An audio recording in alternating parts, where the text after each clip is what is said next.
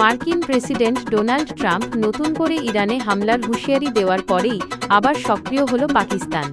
পাক স্বরাষ্ট্রমন্ত্রী মোহসিন নকভি বৃহস্পতিবার রাতে তেহরানে গিয়ে ইরানের বিদেশমন্ত্রী আব্বাস আরাঘচির সঙ্গে বৈঠক করলেন। ইরানের সরকারি সংবাদ মাধ্যম ইরনায় প্রকাশিত প্রতিবেদনে লেখা হয়েছে, আমেরিকার সঙ্গে সংঘাত মেটানোর প্রস্তাবগুলি পর্যালোচনা করা হয়েছে এই বৈঠকে। প্রসঙ্গত, এক সপ্তাহেরও কম সময়ের মধ্যে দ্বিতীয়বার তেহরানে যাচ্ছেন মোহসিন। পাক সংবাদমাধ্যমের একাংশের দাবি, তাঁর এই সফরে স্থায়ী যুদ্ধবিরতি কার্যকরের লক্ষ্যে ইতিবাচক অগ্রগতি হতে পারে। যদিও ইরানের বিদেশমন্ত্রী আরাঘচি একে কোনো বড় অগ্রগতির মুহূর্ত হিসেবে মানতে অস্বীকার করেন।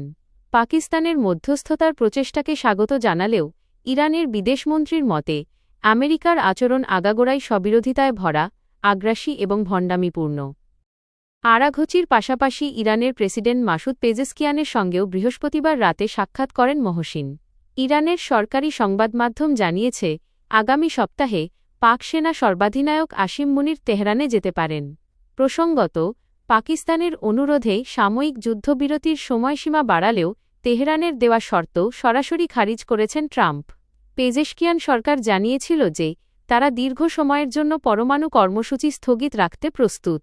তবে শর্ত হল তাদের উচ্চ মাত্রায় সমৃদ্ধ ইউরেনিয়াম আমেরিকার পরিবর্তে রাশিয়ার কাছে হস্তান্তর করতে দিতে হবে। কিন্তু চলতি সপ্তাহে ট্রাম্প তা খারিজ করেছেন।